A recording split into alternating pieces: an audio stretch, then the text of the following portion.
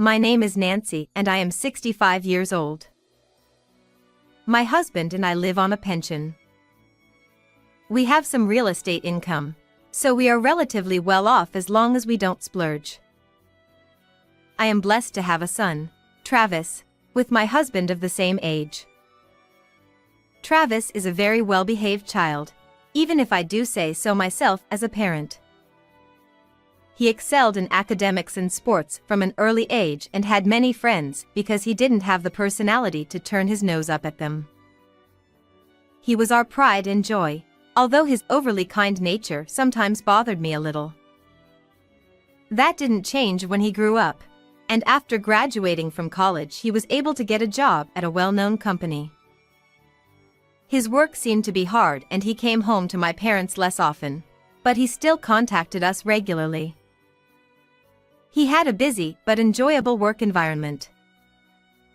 A few years passed, when he reported to me that he had been promoted to a great position in the company, and I was relieved that things seemed to be going well.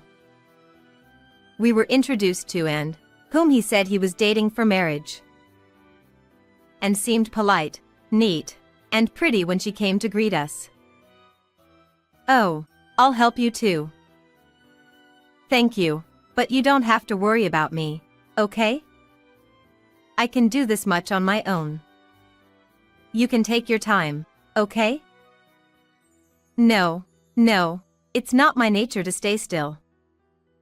"I'll help you with anything you need, just let me know, okay? I'll carry this, won't I?" I had a very good impression of Anne, who willingly helped me with my housework, saying, "I'll carry this." I had only a son, and I wondered what it would be like if I had a daughter. She was that kind and thoughtful to us, and I felt that Travis had found a good woman. Soon after, Travis and Anne were married and we were delighted. They were blessed with children as well, having their first son, Ron, the year they married, and their first daughter, Nicole, the following year. I had often heard that grandchildren are adorable, and it was so true. Travis and his family seemed to be the picture of a happy family. Time passed a few years later. When Nicole started preschool, I noticed something unusual. Travis' face seemed to be getting tired and he seemed to be getting more and more tired every time I saw him. "Hey Travis, what's bothering you? Have you been feeling tired lately?" "What? Oh, it's nothing like that. I'm fine. Sorry to worry you. If you need anything at all, you let us know right away. We'll support you if we can." Travis smiled, trying not to worry me. Was it work-related? But if so, would he hide it since I had heard his concerns several times before? Family-related then? Come to think of it, I haven't seen much of him lately. Could that be the reason? Just as I was imagining things, wondering and worrying, my husband had passed away in a sudden accident. My mind went blank because I had not expected it. Travis took care of the funeral and all the formalities for me as I couldn't stop crying. My grandchildren were also there for me, perhaps worried that I was acting differently than usual. Their presence was a source of emotional support and cheered me up. One thing was bothering me, and had not come to the funeral. Mom, and can't come because she doesn't seem to be feeling well. Even at a time like this, I'm sorry. Travis said with a dark look on his face, as if he was having difficulty saying it. I couldn't ask him deeply during the funeral because I was too busy and sad to do so. When he calmed down, I asked him about N. Travis, it's about N. I wonder if it has something to do with you not coming to your dad's funeral and you being so depressed lately? When I gently address him, he thinks thoughtfully and falls silent. I haven't seen N for quite some time now, and things haven't been going well?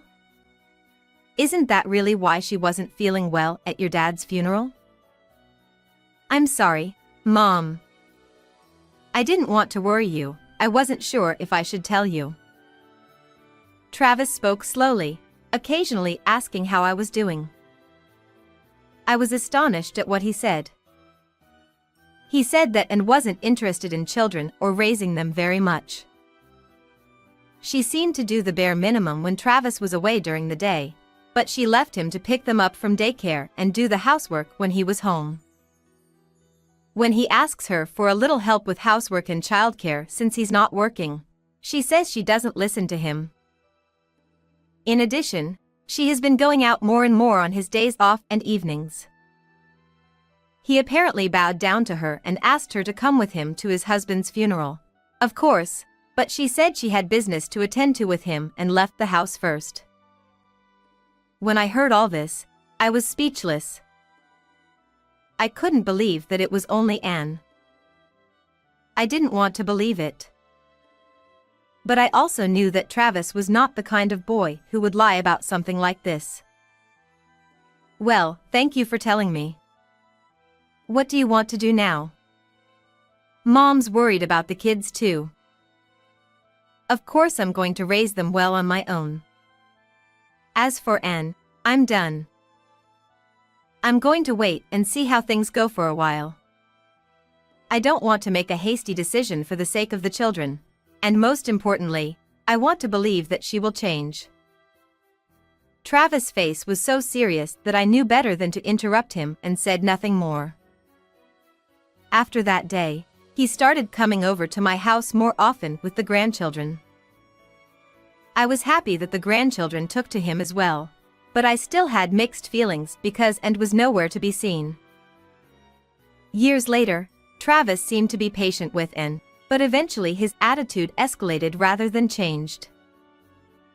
Just as he was exhausted both physically and mentally, he discovered that Anne was having an affair.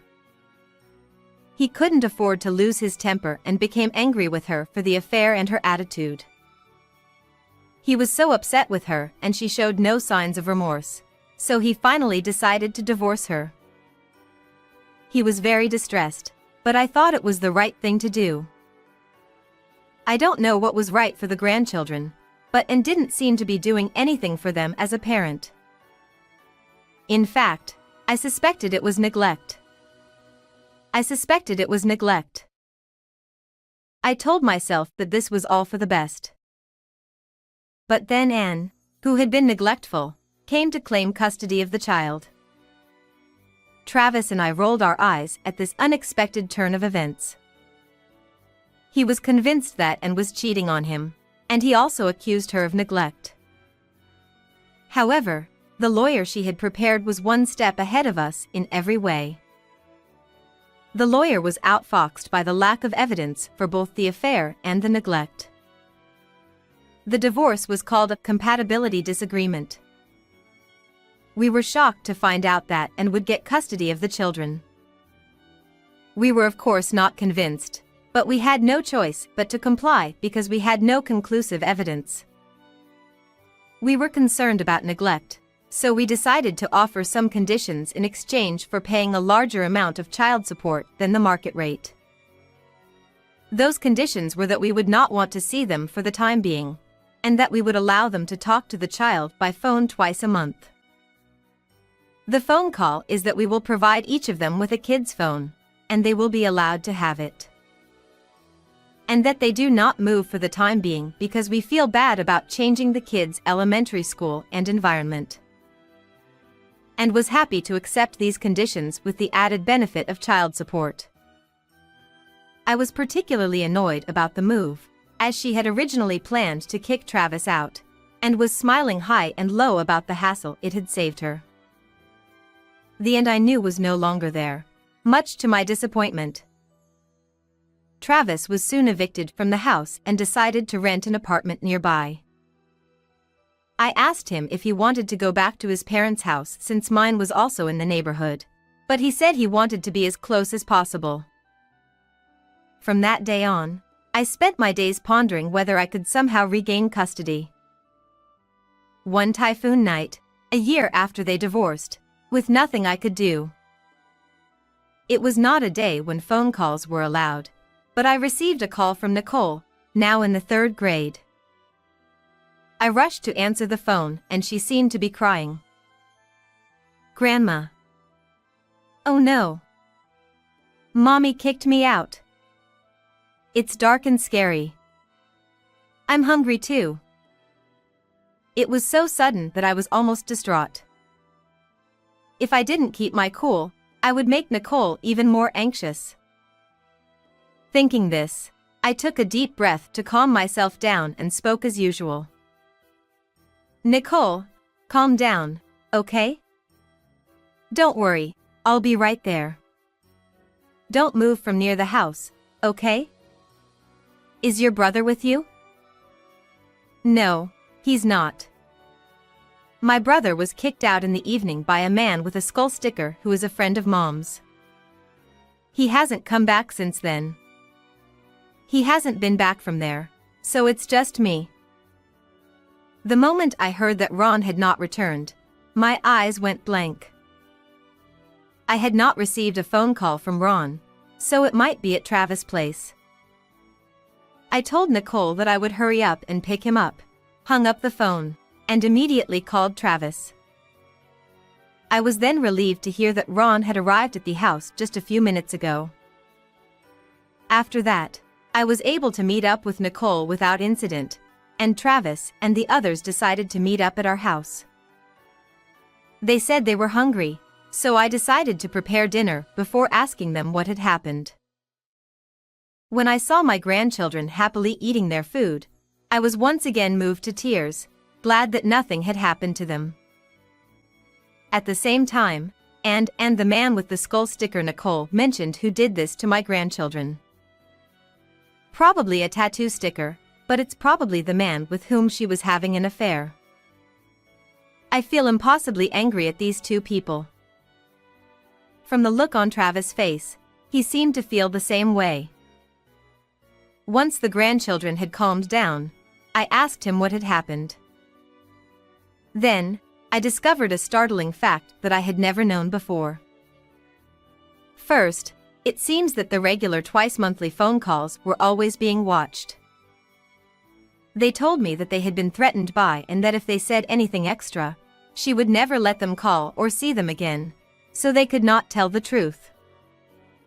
Besides, they were not served food at home on school lunch days, 1 meal a day on weekends, and it seemed they were not well fed. I couldn't believe my ears for this alone, but I also heard that the Skull Seal guy came to live with them right after the divorce. The Skull Seal guy seems to stay home all the time and his orders are absolute. The last time he did this, and told them to get money from her parents to buy a feast because it was her 3rd anniversary with the man. I had no idea they were being treated this way. All I could do was gently hug my grandchildren and tell them it was going to be okay. This time, Anne's neglect was definite. She probably wanted custody for child support. However, I don't know if the testimony of the grandchildren is enough to prove the case. I was thinking that I needed something else to prove my case. Look, the person with the skull seal is like this. I don't like him because he is so scary when he gets angry. I don't like my mom either because she has a habit of being nice to this person, but he's so strict with us. Nicole showed me the screen of her phone.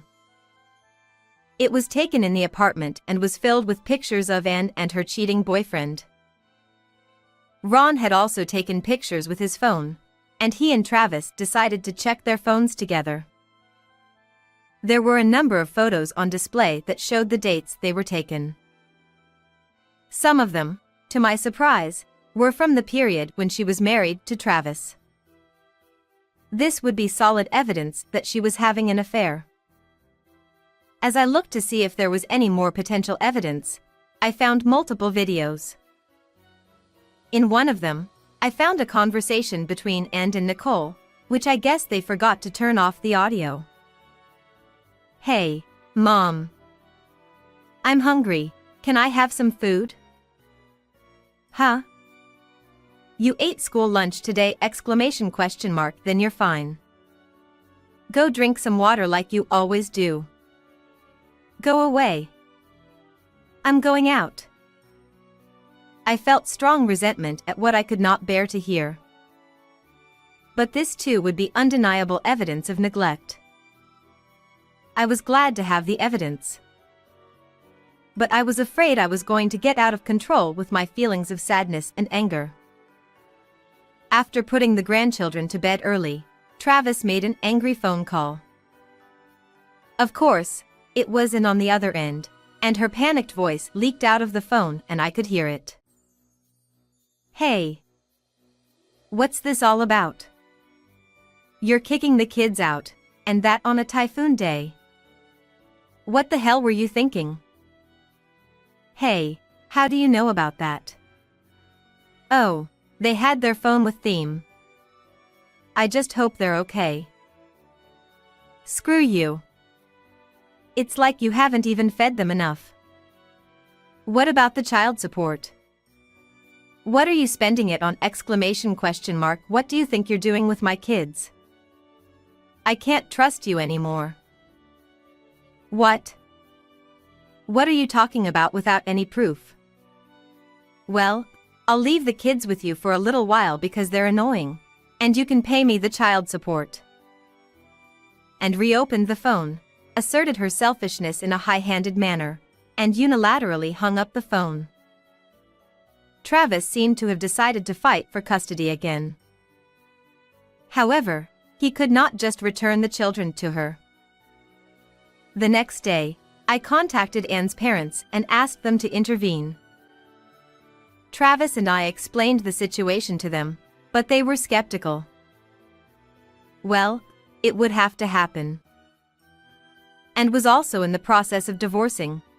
I'm raising my children well, and I don't have time to cheat on him.